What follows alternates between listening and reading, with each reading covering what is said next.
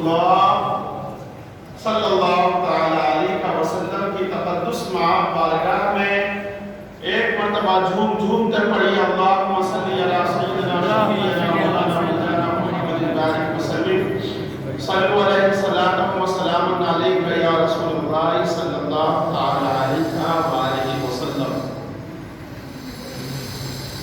حاضرین گرامی،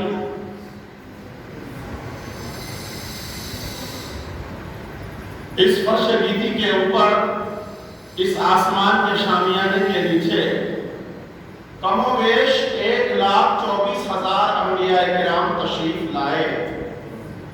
سبوں کا مقصد اور منشا یہی تھا کہ تبلیغ الاسلام، لاشاعت الدین، لفروغ الدین، دین کو فروغ دیا جائے، دین کی اشاعت کی جائے، دین کی تبلیغ کی جائے۔ یہی تمام انبیاء کرام کا مقصد و منشا رہا۔ دنیا میں جب آئے تو دین اشاعت کے لیے انہوں نے بڑی بڑی قربانیاں دیں اور بڑے بڑے آزمائشوں میں ڈالے گئے، لیکن ثابت قدم رہے، کامیاب و کامران رہے، اور انہوں نے ہر صعوبت کو، ہر مسائل و آلام کو برداشت کیا، اور اللہ تبارک تعالیٰ نے ہر جگہ ان کی مدد فرمائی۔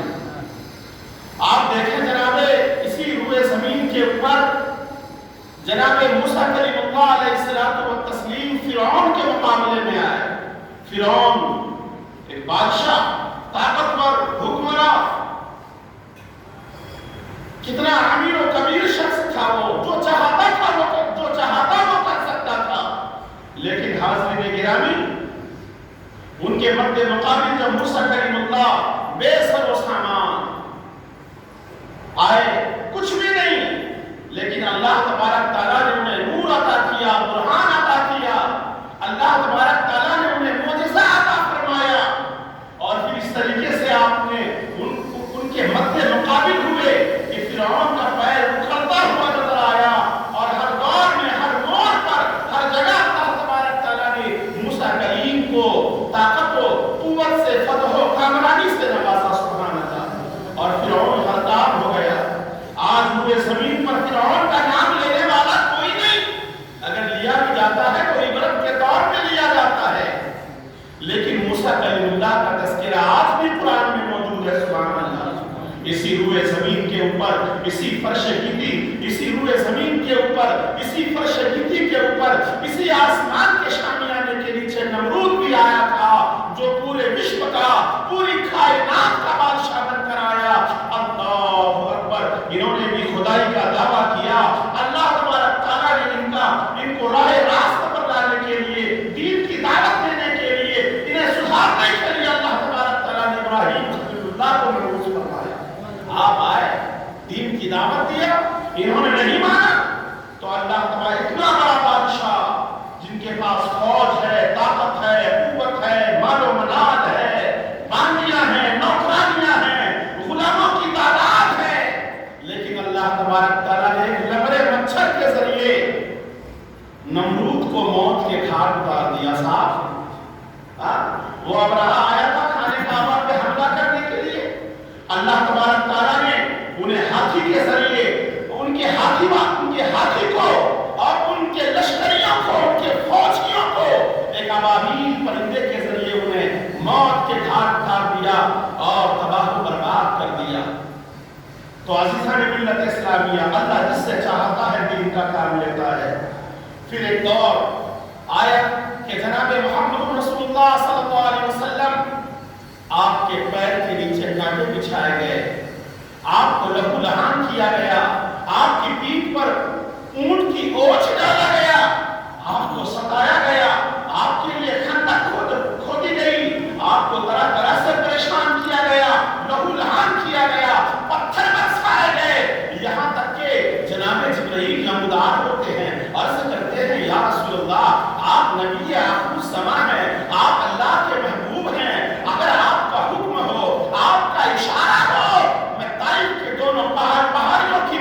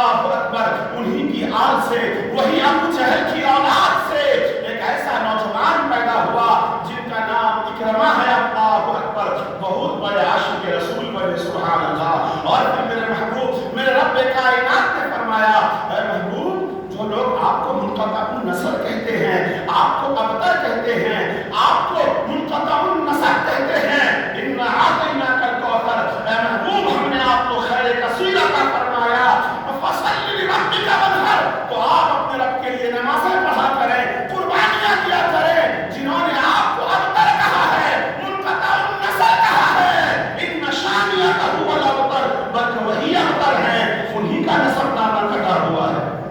دیکھا آپ نے عزیزان ملت اسلامیہ, پھر ان کا زمانہ رسول اللہ صلی اللہ علیہ وسلم جب دنیا سے چل بسے, ابوبکر صدیق رضی اللہ تعالیٰ عنہ کا دور آتا ہے. آپ کے دور میں ہزاروں کے لوگ پیدا ہوئے دنیا میں جنہوں نے یہ نعرہ لگایا, زکوٰۃ کا انکار کیا.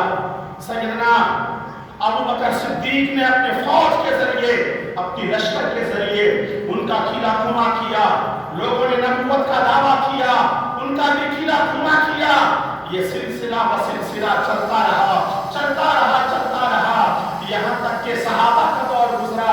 صحابہ کا دور گزرنے کے بعد جب 1000 سال مکمل ہو گئے دین کو, محمد رسول اللہ صلی اللہ علیہ وسلم کے 1000 سال مکمل ہو گئے, 1000 سال کے بعد اس دنیا میں, اس فرش گیتی کے اوپر, اس آسمان کے شامیانے کے نیچے ایک جلال الدین اکبر نام کا بادشاہ پیدا ہوا.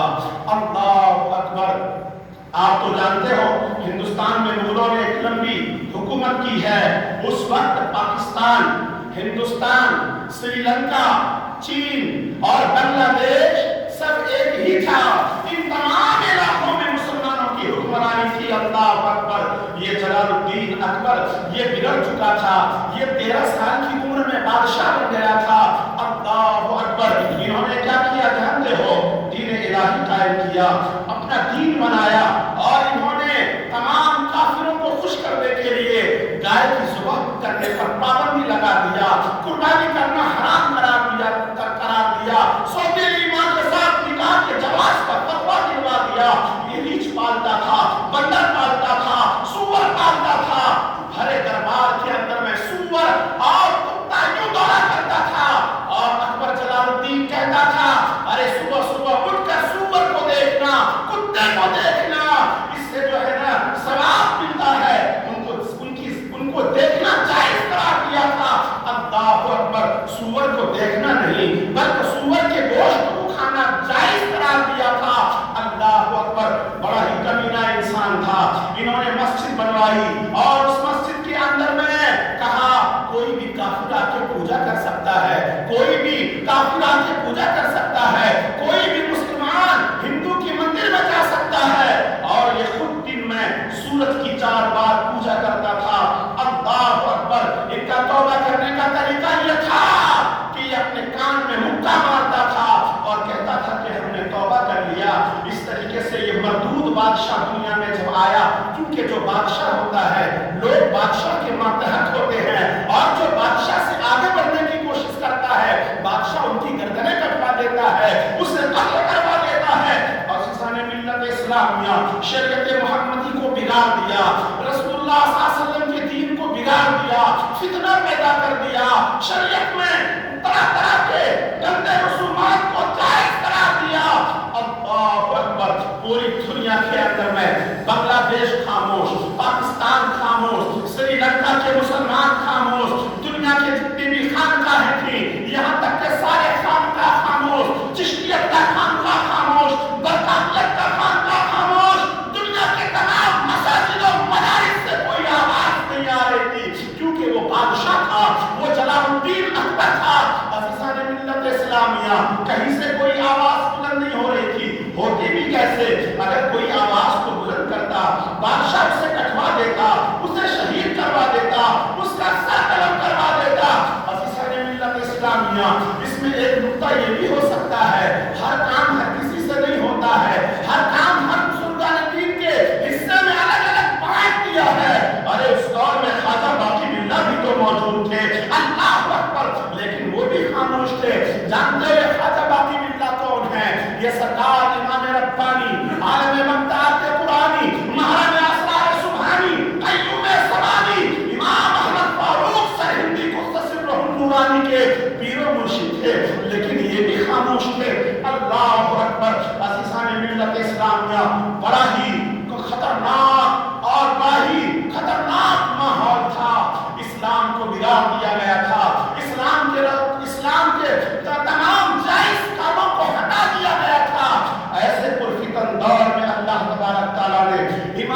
ربانی کو دنیا میں بھیجا، جنہوں نے اپنی تسبیح کے ذریعے، اپنی تحلیل کے ذریعے، عبادات کے ذریعے، ریاضات کے ذریعے، مجاہدات کے ذریعے، مراقبات کے ذریعے اسلام کو بچایا۔ میرے دوستوں، انہوں نے اکبر جلال الدین کے خلاف آواز کھڑا کیا۔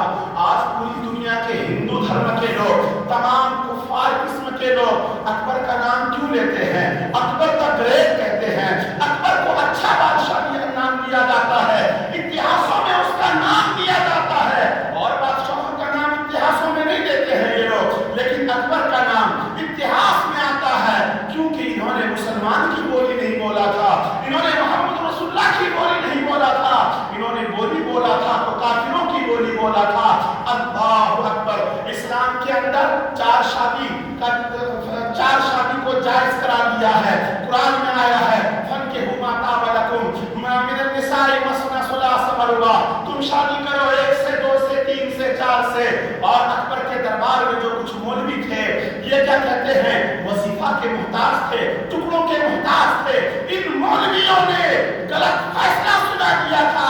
بادشاہ سلامت جہاں بنا، آپ جتنی شادی کرنا چاہیں جائز ہے، یہ قرآن و حدیث سے الٹی سیدھی فتوے نکال کے دیتا تھا۔ اللہ اکبر۔ اکبر پوری طریقے سے بگڑ چکا تھا۔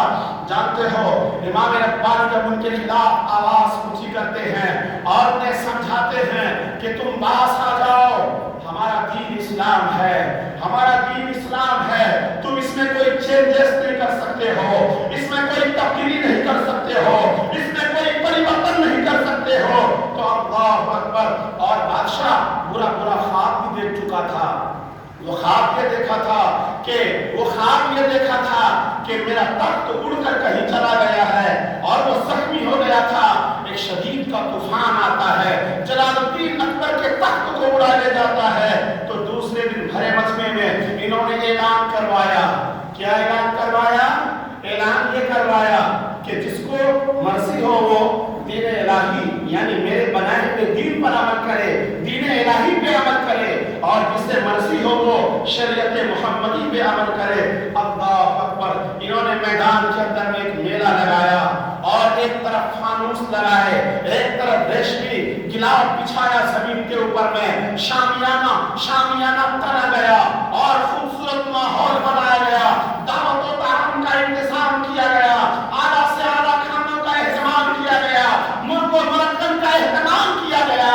یہ اس کے لیے تھا جو دین الہی کو فالو کرے گا، جو دین الہی کو مانے گا، جو اکبر جلال الدین کے دین پر چلے گا۔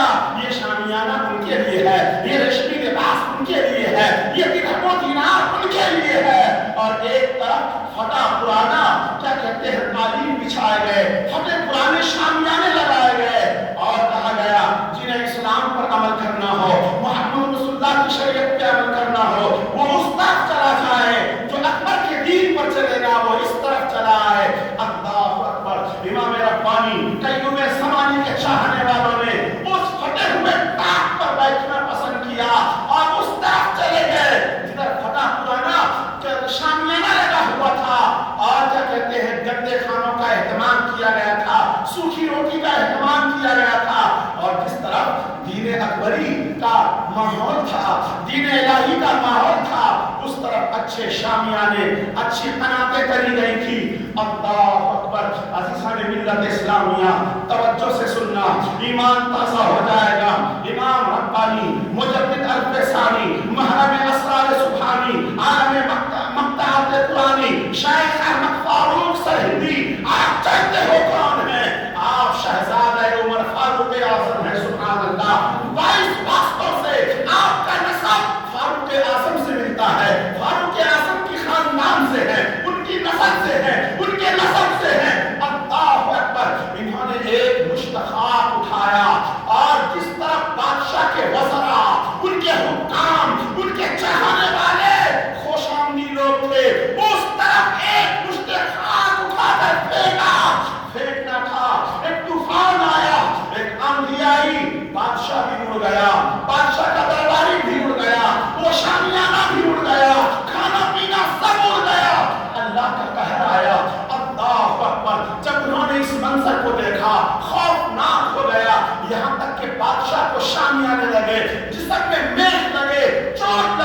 شدید زخمی ہوا، اللہ اکبر، پھر بھی وہ راہ راست پر نہ آیا۔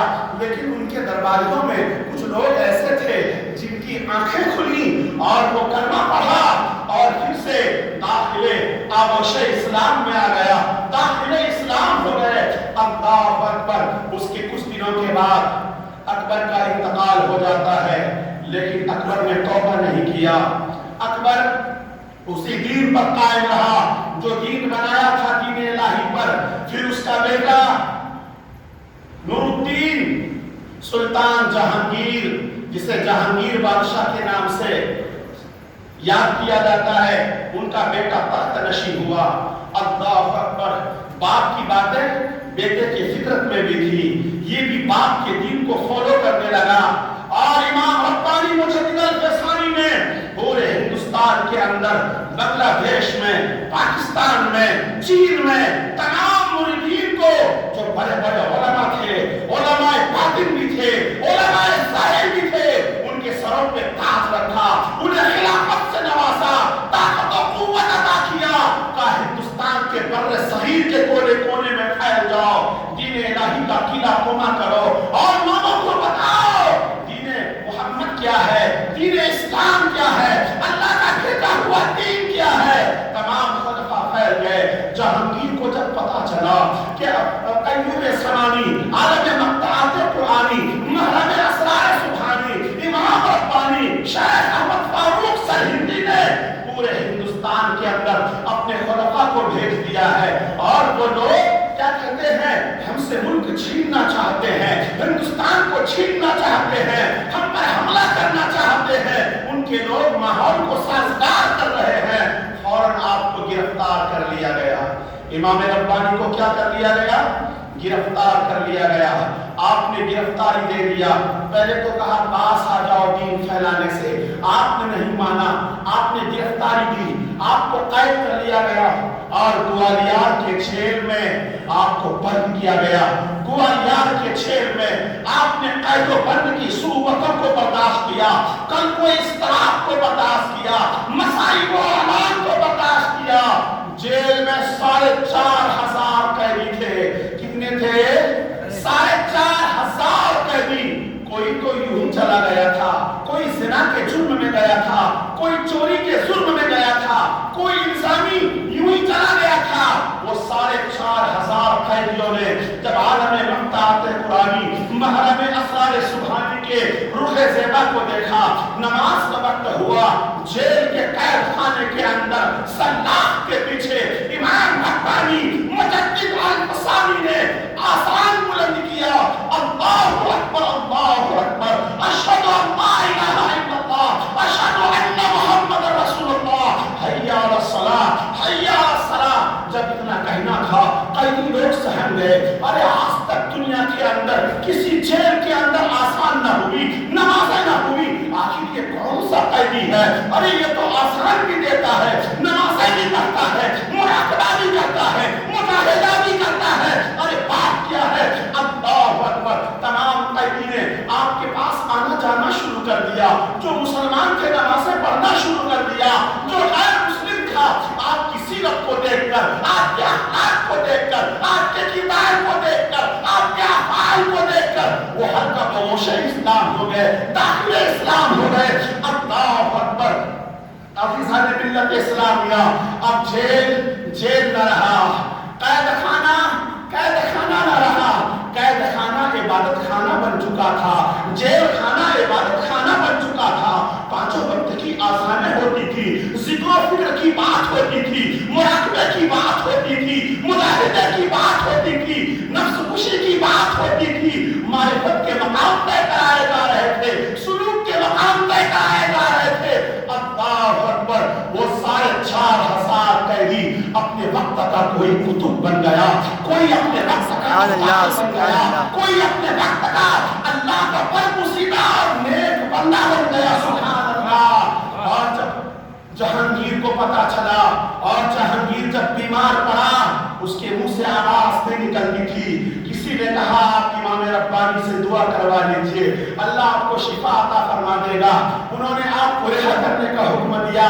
جب जेल का खाजिन आपको रिहा करने के लिए आए, कहा जहांगीर ने आपको रिहा कर दिया है, आप कैद खाने से चलिए।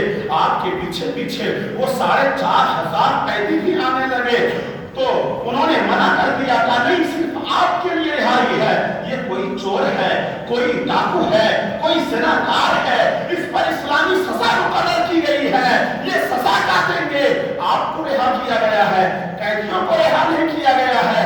अल्लाह अकबर। इतना कहना था इमाम रब्बानी, आलम मक्तात कुरानी, महरम असरार सुबहानी, अय्यूब सबानी, शेख अहमद फारूक सरहिंदी कुद्दस सिर्रुहुन नूरानी फरमाते हैं, अरे ये चोर होगा, डाकू होगा, ज़िना होगा, किसी और ज़माने में था, लेकिन ये चोर नहीं है, कोई कुतुब बन गया है, कोई वली बन गया है, कोई अवतार बन गया है, कोई अपने वक्त का दुर्वेश कामिल बन गया है।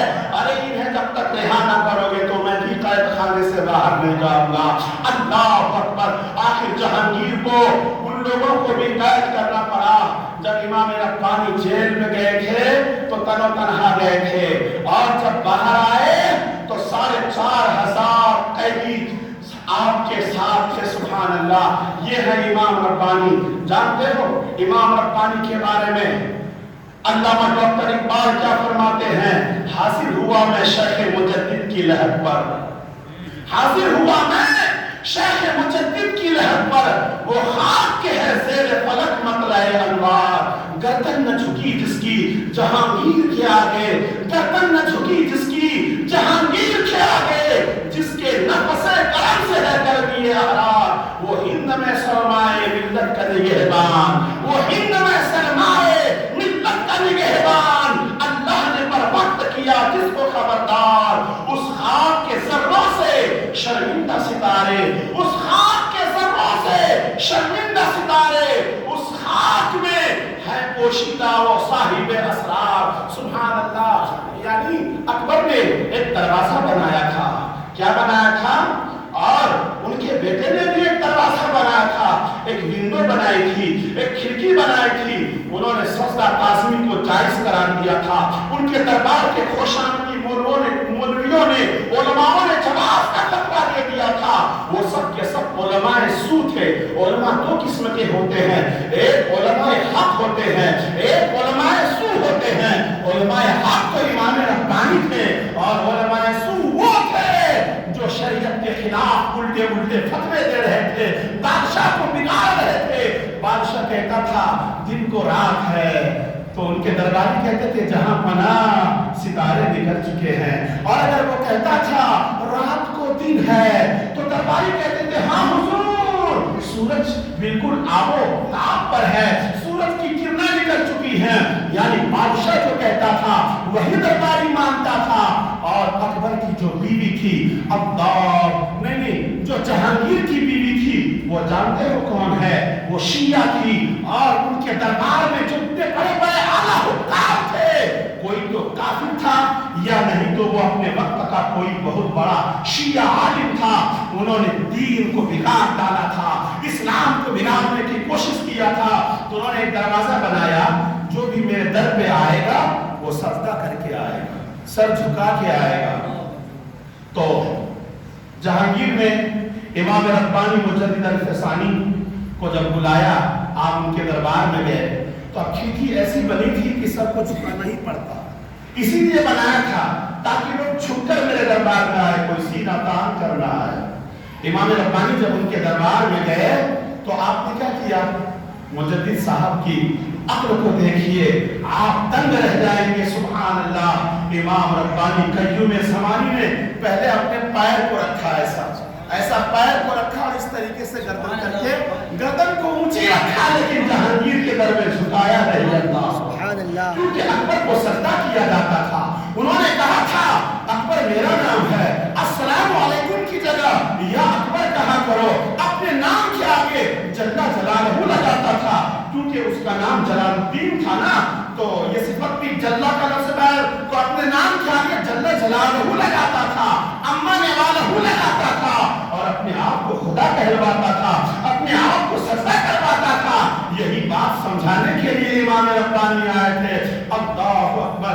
अज़ीज़ान मिल्लत इस्लाम, اسلامیہ امام ربانی وہ ہے. اور اللہ اکبر امام ربانی کی شان آپ جانتے ہو.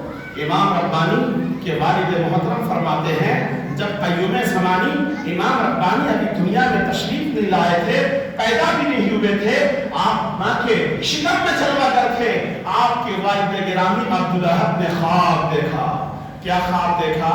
ایک خطرناک طوفان آیا ہے اور طوفان میں تمام چیز اڑ گیا ہے, لیکن ایک تخت ہے, تخت پہ ایک بزرگ بیٹھے ہیں اور ارد گرد سے آواز آتی ہے جال حق و سحق الباطل, حق آیا اور باطل مٹ گیا, جال حق و سحق الباطل, حق آیا اور باطل مٹ گیا.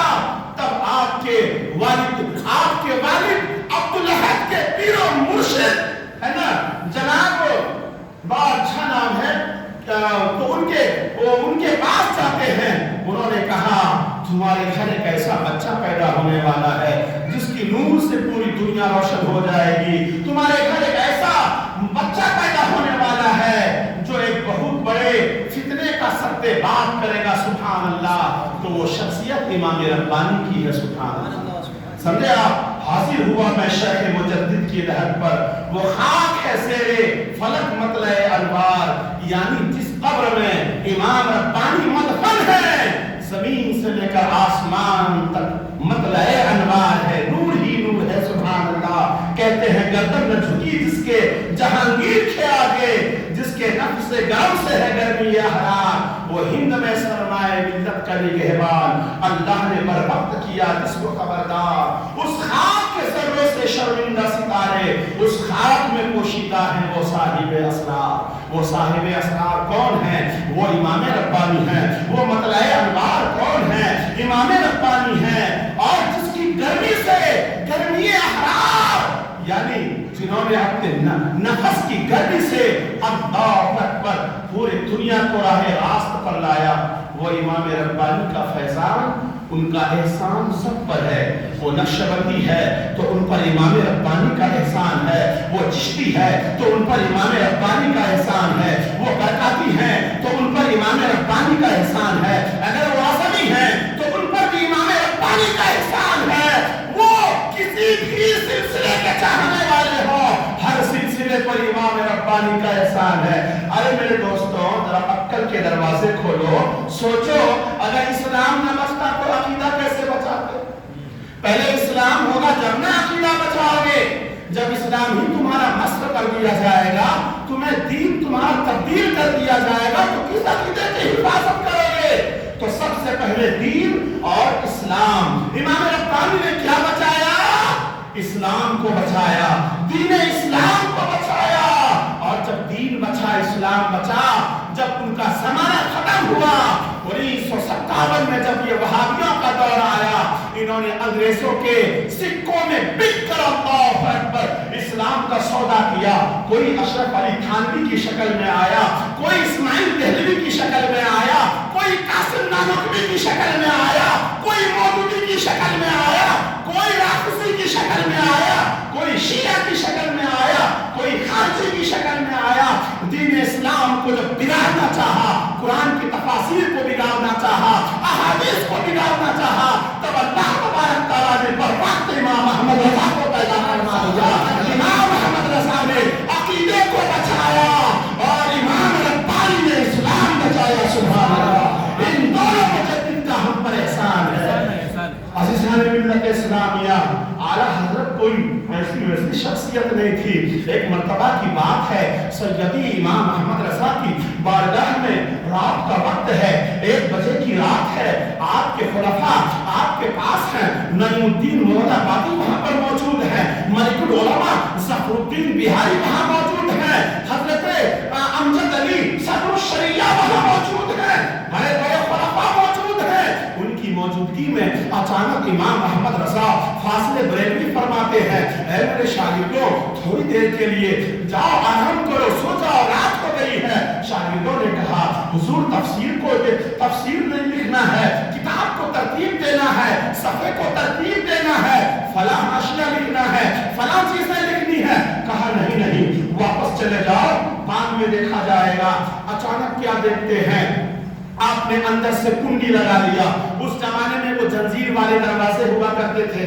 زنجیر لگانے کے بعد بھی دروازے میں 2 انگل کا فاصلہ ایسا رہتا تھا, ہے نا, پورا سیدھا نہیں لگتا تھا, ہے نا, تو تھوڑا سا فاصلہ تھا. یہ تینوں بولنے لگے, روز روز جب رات کا وقت ہوتا ہے تو ہمارے پیر و مرشد ہم لوگوں کو بھگا دیتے ہیں. امام احمد رضا ہم لوگوں سے کہتے جاؤ سو آرام کرو. آخر معاملہ کیا ہے؟ ان تینوں نے جاسوسی کرنا شروع کر دیا اور وہیں چھپ کر بیٹھ گئے. اللہ اکبر, کیا دیکھتے ہیں؟ امام احمد رضا نے اچانک چراغ کو گل کر دیا, چراغ کو بجھا دیا. اچانک نور سے پورا ایک نور کا نزول ہوا. اس نور کی روشنی میں پورا حجرہ روشن ہو گیا. اللہ اکبر, وہ بزرگ ہیں, کوئی سوئے ہوئے ہیں, کمبل اوڑھے ہوئے ہیں. احمد رضا ان کی پیر دباتے ہیں. امام احمد رضا اعلیٰ حضرت ان کا پیر دباتے ہیں, ایسا پیر دباتے ہیں دھیمی آواز میں, اور ابھی میں ان سے بات کرتے ہیں, ان سے تکلم فرماتے ہیں. آپ تینوں پریشان ہو گئے, آپ کے تینوں شاگرد پریشان ہو گئے. آخر ان لوگوں نے کان لگایا, کچھ سمجھ میں نہیں آیا. یہاں تک کہ فجر کا وقت ہوتا ہے, صبح صادق کا وقت ہوتا ہے, فجر کا وقت شروع ہوتا ہے. وہ بزرگ اچانک چھتوں کو پھوڑ کر روپوش ہو گئے. پھر روم میں تاریکی ہو گئی. آپ نے چراغ روشن کیا. امام احمد رضا کو آہت معلوم ہوتی ہے, دروازہ کھولتے ہیں, تینوں پکڑے جاتے ہیں. ملک العلماء صفر الدین بہاری بھی, اور حضرت امجد علی صدر الشریعہ بھی, اور کیا کہتے ہیں وقت کے تفسیر کے امام حضرت نعیم الدین مولانا آبادی بھی, تینوں کہتے ہیں یہاں کیا کر رہے تھے؟ جاسوسی کرتے ہو, دیوار میں کانے لگا کے سنتے ہو, تمہیں یہ اجازت کس نے دیا؟ اللہ اکبر, اتنا کہنا تھا تو وہ دونوں نے جھٹ سے کیا کیا, سید صاحب سید نعیم الدین مراد آبادی کو آگے بڑھا دیا. وہ دونوں جانتے تھے کہ امام احمد رضا سیدوں کا احترام کرتے ہیں, جان بچانا ہے تو انہیں آگے کر دو. وہ دونوں نے مل کر ان کو آگے کر دیا. کہا کیا کر رہے تھے سید صاحب؟ کہا حضور اشتیاق پیدا ہوا, روز رات میں آپ بھگا دیا کرتے تھے, میں کان لگا کر سن رہا تھا. آخر وہ بزرگ کون تھے جن کا آپ پیر دباتے ہیں؟ آخر وہ روشنی کیا تھی؟ پورا نور جگمگ ہو رہا تھا. اللہ اکبر, سنو ایمان تازہ ہو جائے گا. اللہ اکبر. امام احمد رضا فاصلے بہتی فرماتے ہیں, اوے نادانو, اگر تم پر راز ظاہر ہو گیا ہے تو آج بتا ہی دیتا ہوں. وہ وقت کے فرد الافراد, سید الاسیاد, نافع الملا, شیخ الارشاد, واہب المراد, مرجع الاوطان, گیا تر کون ہے, امام الفوری کر, نجیب الطرفین,